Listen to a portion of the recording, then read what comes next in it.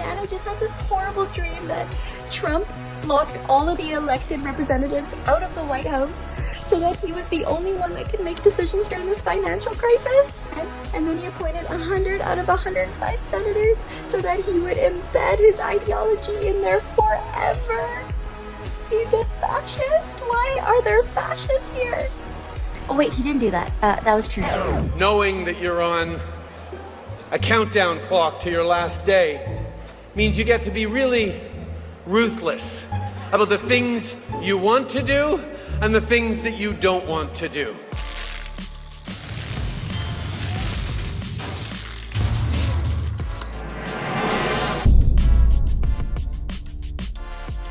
Ladies and gents, welcome back. You heard it in the intro. Justin Trudeau has become Canada's de facto dictator. That's correct. He has not stepped down, even though he's promised he will at some point in the future. But in the meantime, he's prorogued our parliament, which means we do not have any democratic representation in the country. No, not at all. And you saw the clip there, Lion Advocacy saying on X, listen towards the end of the clip, how Trudeau's voice actually cracks with the kind of tyrannical delirium when he jokes about how ruthless he can be with the things he wants to do, knowing he's on a countdown clock to his last days. But these are actually really the actions of a scared little man.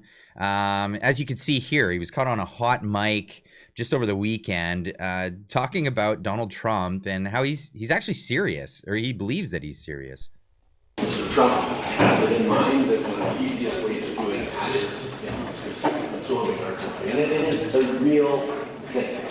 So if you had a hard time hearing that, it's because it's a lot of distortion there. Cat Canada tweeting this out with the quote here. Mr. Trump has it in his mind that the easiest way to do it is by absorbing our country, and that is a real thing. He thinks Trump is serious. Do you think Trump's serious about annexing Canada? Yeah, leave a link in the description down below, but we've got some more clips that kind of give you the impression that he is. And if this is a bluff, it is a it is a real sounding bluff, to say the least. Canada Proud posting this one on here is an interview with Fox News saying Trump is being serious. Trump responds to Trudeau saying the 51st state threat is real. You know, the Prime Minister said this weekend to a group of Canadian businessmen, he was at a private meeting, he said that your wish for Canada to be the 51st state is a, quote, real thing. Is it a real thing?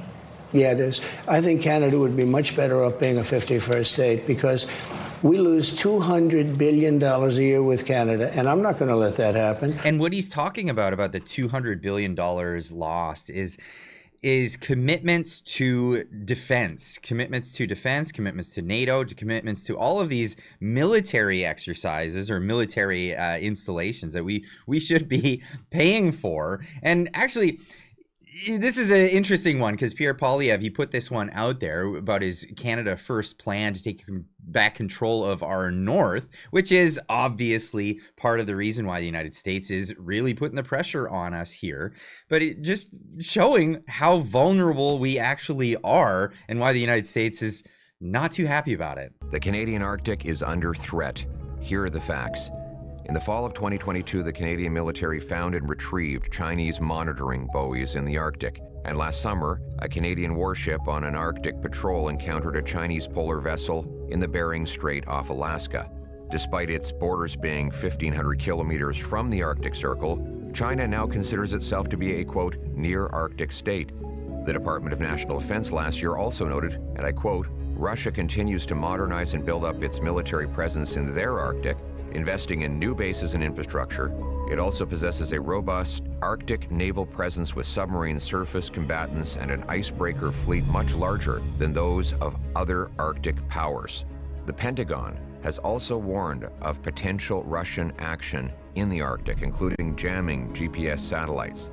Hostile powers want our I'll leave a link in the description down below. You can check out this whole video for yourself, but he lays out a plan of what we're going to do. But realistically, in the immediate, what are we going to do? Are we going to go swatting at them with feminine hygiene products? Because that is actually what Trudeau's main mission when it comes to our military forces has been all about, or for the past 10 years. We're 10 years behind on investing in these things, and the United States is looking at it like, I don't believe that you're actually going to get anywhere with this. And in fact, what we're going to have to do is step up to the plate and do it for you. And Donald Trump's argument here is, well, if we're going to have to do that, well, why would we even consider you a state at all? How does this align with America First?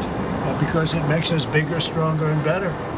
Canada, we'll see what happens with Canada, but the people of Canada would be paying less than half of the tax. If you look at the tax, they're going to be paying less than half the tax. They don't pay very much for military, and the reason they don't pay much is they assume that we're going to protect them. That's not an assumption they can make, because why are we protecting another country? Now, I love the people of Canada. We have a great relationship. But if they became our 51st state, it would be the greatest thing they could ever do. It would be unbelievable. It would be a cherished state. And think of how beautiful that country would be without that artificial line running right through it. Somebody drew it many years ago with a ruler, just a line. You look at how beautiful that is, wow, it would be very exciting. But if you look at Canada, it would be cherished as a 51st state. They don't pay their share of military in NATO. They pay very little for military. They're not protected at all. And the reason is they think we're going to protect them. The other thing is we subsidize them to the tune of about $200 billion a year. If we stop doing that, if we stop allowing them to make cars through tariffs and other things, cars, trucks, etc., what they make, they're not viable as a country. So we're making our country larger, we're making our country stronger, and in the case of Canada, if this should happen, I don't know how they can do it without us, because without the U.S., Canada really doesn't have a country. They do almost all of their business with us, and if we say we want our cars to be made in Detroit, with a stroke of a pen, I can do that. And other things in addition to that would not allow Canada to be a viable country. That's scary. That really is scary, but this is the truth. And Donald Trump is already putting actions forward. He promised before the weekend that President Trump he announced that on Monday, he will be imposing 25% tariff on all steel and aluminum imports, including those from Canada. So not just around the world, but yes, from one of their largest trading partners, Canada. And he's looking to move the manufacturing back to the United States. We've been able to make these businesses and provide to the United States, and this is what's happening now. Even CUPE is jumping on this communist bandwagon. CUPE, if you don't know, is it's public sector union protecting government jobs. So they're asking feds to nationalize companies if they try to leave for the United States. That's right. They have it laid out here in their demands. CUPE calls for public protections against Trump's tariffs, and in there, they put it on the table. Let's put emergency nationalization on the table. If a company doing business in Canada threatens to move national important operations to the U.S., the federal government could take ownership. Yeah, right. They could just go completely communist on us. And this is a real threat. This is a real threat in Canada. I'm not kidding. This isn't hyperbole. This is legitimate, a real threat. And we have the guy in office who has no opposition at the moment because he's prorogued Parliament to make this thing. Now, John Paul Berg put a write-up on Twitter. I can't read the whole thing. But good morning, Canada. Wake up and smell the communism. Don't be discouraged by the stench. Be emboldened. Be defiant. Be steadfast in your resolve. We're quite literally sleepwalking into totalitarianism. And I don't think that Trump will allow Canada to become a communist crap hole. However, make no mistake, that's exactly what the Liberal minority government is pushing for. When they say Team Canada, they mean Team Post-National Globalist District. Now, I'll leave a link in the description down below. You can read this whole thing, but he ends it with Canada. We can't ignore this for another minute. It won't just go away. Apathy has severe consequences. You have been warned. Absolutely. Now, Pierre Poilievre, he has his own plan here. with what's going on here. Mark Slapinski saying Pierre Poilievre, once again, karate chop Justin Trudeau, blasting him for interprovincial trade barriers. He reminded Canadians that liberal policies prevent oil from being sold from province to province. It's time for Canada to remove regulations and boost trade within Canada. It's unbelievable that this is where we're at. Why is it that we sell twice as much to the Americans as we sell to other Canadian provinces? Well, because we don't have free trade between the provinces.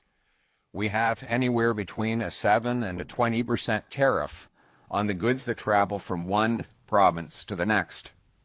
So if you wanted to find a country with which you would replace the Americans as your #1 trading partner, it might start with ourselves. Why is it that we... Honestly, though, if Trump were to take over Canada, that would all be fixed anyway. This is a really interesting dynamic, an interesting situation, because in Canada, we have a lot of people who are advocating that they want the United States to annex Canada into... You would immediately have a tax break, and that would be much relieving moving forward. I don't know.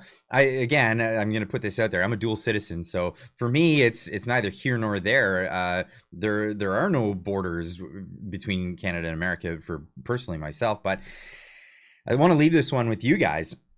What do you think about this idea? Do you think Trump is, I know he's saying he's serious and he's talking hardball, but is this just his negotiation tactics? Is this just the way he's going to try to get Canada to move forward and be a little bit more serious about national defense, even when it comes to the Arctic, their own national defense, because we've got communists creeping on our doorstep. This is where we're at. Let me know in the comments down below, and we'll see you in the next one. Keep on trucking.